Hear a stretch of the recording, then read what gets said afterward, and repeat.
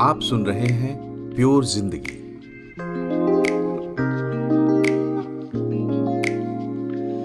नमस्कार, मैं हूं मनोज श्रीवास्तव और आज हम बात करेंगे लव लैंग्वेजेस की।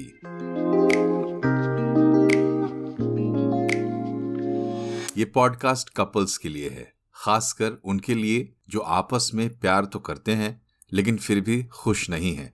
एक पार्टनर को लगता है कि दूसरा उसे प्यार नहीं करता और दूसरा पार्टनर कहता है कि मुझे नहीं पता कि अब मैं और क्या करूं। हो सकता है कि आप कोई काम प्यार जताने के लिए करते हैं और आपका पार्टनर उसे उस तरीके से देखता ही नहीं। ये कम्युनिकेशन गैप है। इसका सबसे सिंपल इलाज है लव लैंग्वेजेस की अंडरस्टैंडिंग और प्रॉपर एप्लीकेशन। लव लैंग्वेजेस की कहानी शुरू होती है 1992 में छपी एक किताब द 5 लव लैंग्वेजेस से। पब्लिश होते ही इस बुक को उम्मीद से ज्यादा रिस्पॉन्स मिला। फिर हर साल इसकी लाखों कॉपीज बिकने लगी और 2009 से 2013 तक 5 साल the 5 love languages New York times के बेस्ट सेलर लिस्ट में रही। इस किताब में रिलेशनशिप इंप्रूवमेंट के लिए जो सिंपल और प्रैक्टिकल तरीका बताया गया है वो कारगर साबित हुआ। इस किताब के लेखक हैं डॉक्टर गैरी चैपमैन। अमेरिका के नॉर्थ कैरोलिना के एक चर्च में पास्टर होने के नाते लोगों को सलाह देना गैरी का काम था। इसी काम में कपल्स को डील करते हुए गैरी ने महसूस किया कि लोग बार बार एक ही तरह की शिकायत लेकर आते हैं। अब पहले जैसी बात नहीं रही, कुछ भी कर लो अब लव्ड फील नहीं होता। गैरी ने सोचा कि जब दो लोग एक दूसरे के साथ प्यार से रहना चाहते हैं तो फिर उन्हें प्यार महसूस क्यों नहीं होता। उन्हें लगा कि इसकी वजह यह है कि अलग अलग लोग अलग अलग तरीके से प्यार करते हैं। गैरी ने अपनी वर्षों की काउंसलिंग के रिकॉर्ड्स पर रिसर्च किया और पाया कि सभी लोगों के प्यार करने के तरीकों को 5 कैटेगरी में रखकर देखा जा सकता है। अपनी इसी फाइंडिंग को गैरी चैपमैन ने एक किताब का रूप दिया, the 5 languages of love. 5 love languages में पहला है वर्ड्स ऑफ अफर्मेशन, मतलब ऐसे शब्द जो प्यार को कंफर्म करते हैं। अगर आपको लगता है कि आपका पार्टनर आपको आई लव यू बोलकर प्यार जताए, तारीफ करे, थैंक्स बोला करे, लव नोट्स भेजे, टेक्स्ट करके कहे कि यार मिसिंग यू, और इसके विपरीत बुरे शब्द आपका मूड बिगाड़ देते हैं, तो वर्ड्स ऑफ अफर्मेशन आपकी लव लैंग्वेज है। अगर आपको लगता है कि यही आपके पार्टनर की लव लैंग्वेज है तो आप समझ ही गए होंगे कि आपको क्या करना है। लव लैंग्वेज का दूसरा टाइप है क्वालिटी टाइम, यानी ये भरोसा कि पार्टनर जब मेरे साथ है तो मेरे साथ है। वो मुझे पूरा अटेंशन दे, जैसे कि बात करते वक्त मोबाइल में बिजी ना रहे, आंखों में देखकर बात करे और ध्यान से सुने भी। क्वालिटी टाइम को इंपॉर्टेंस देने वाले का दिल टूट जाता है अगर कोई डेट कैंसिल हो जाए या फिर उसको ध्यान से सुना ना जाए। अगर आपको लगता है कि आपके पार्टनर के लिए ये इंपॉर्टेंट है तो इंतजार ना करें, आगे बढ़कर पूछें कि साथ मिलकर वो क्या करना चाहता है या चाहती है और फटाफट उस काम को एक डेट में कन्वर्ट करें, कृपा आने लगेगी। थर्ड लव लैंग्वेज है रिसीविंग गिफ्ट्स। वैसे गिफ्ट्स लेना तो सबको पसंद है, लेकिन कुछ लोगों को बाकी चीजों से ज्यादा प्यार गिफ्ट्स लेने देने में ही महसूस होता है। वो गिफ्ट की कीमत नहीं, उसके पीछे का प्यार, थॉट और एफर्ट देखते हैं। वो गिफ्ट चुनने में दिए गए समय को देखते हैं। ऐसे लोग बर्थडे, एनिवर्सरी जैसे मौके भुला दिए जाने पर बहुत बुरा मानते हैं। फोर्थ लव लैंग्वेज है एक्ट्स ऑफ सर्विस, मतलब काम में मदद करना।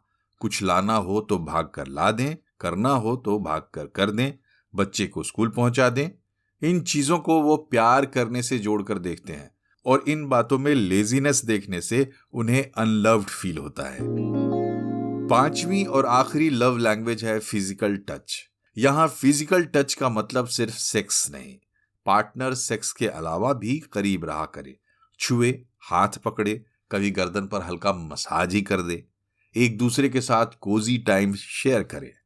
इस लव लैंग्वेज के लोगों के लिए पार्टनर की फिजिकल प्रेजेंस भी बहुत मायने रखती है।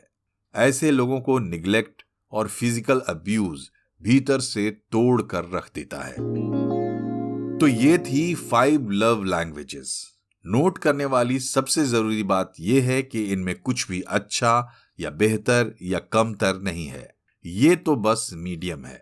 उदाहरण के लिए आप चाइनीज मैंडेरियन बोलने वाले अपने पार्टनर से हिंदी में बात नहीं कर सकते।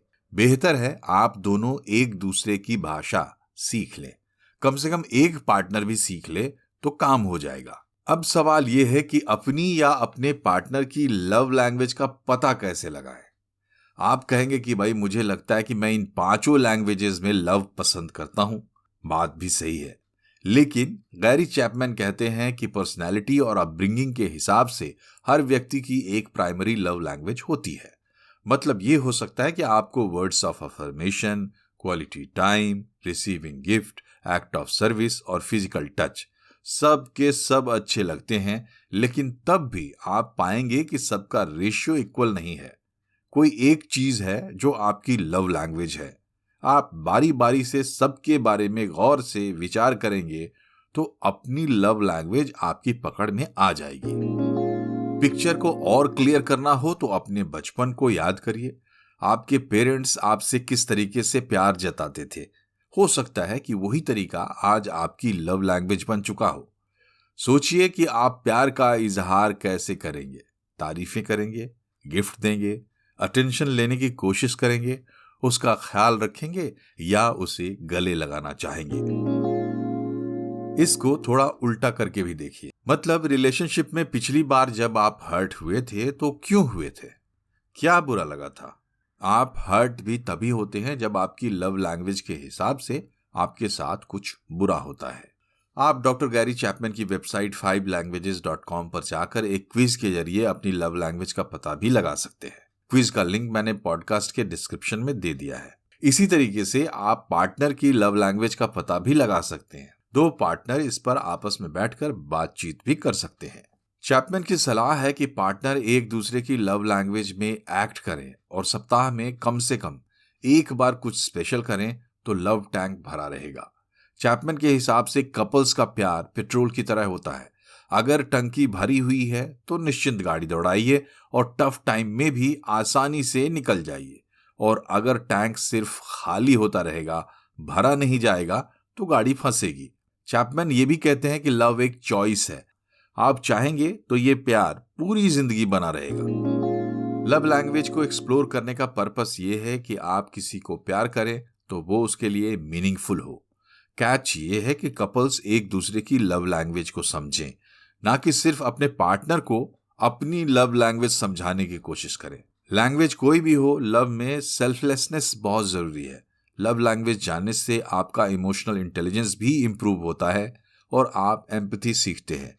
इससे इंटीमेसी बढ़ती है। अपने कंफर्ट जोन से बाहर निकलकर किसी को प्यार करेंगे तो आप खुद में भी चेंज फील करेंगे और ग्रो भी करेंगे। लव लैंग्वेज की थ्योरी सिर्फ मैरिज नहीं, किसी भी तरह के लॉन्ग टर्म रिलेशनशिप में काम आती है। फैमिली में भी, फ्रेंडशिप में भी और प्रोफेशन में भी। गैरी की थ्योरी के क्रिटिसिज्म्स भी हैं। पहला खतरा तो यह है कि लव लैंग्वेज को लेकर पार्टनर्स के बीच कंपटीशन और कंपैरिजन शुरू ना हो जाए। कोई लव लैंग्वेज को गेम भी बना सकता है और लव लैंग्वेज को हथियार की तरह भी इस्तेमाल किया जा सकता है। क्रिटिक्स ये भी कहते हैं कि पार्टनर्स की लव लैंग्वेज जानना या सीखना क्यों जरूरी है। प्यार में खोट नहीं है तो इसके बिना भी कोई दिक्कत नहीं होगी। एक और बात है कि रिलेशनशिप में कई तरह के प्रॉब्लम्स होते हैं, इसलिए ये ध्यान रखना पड़ेगा कि हर मर्ज की एक दवा नहीं हो सकती।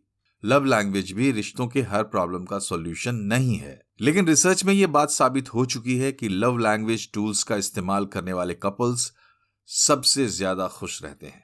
इसके जरिए वो अपनी भावनाओं को रेगुलेट करते हैं और अपनी अकाउंटेबिलिटी भी समझते हैं।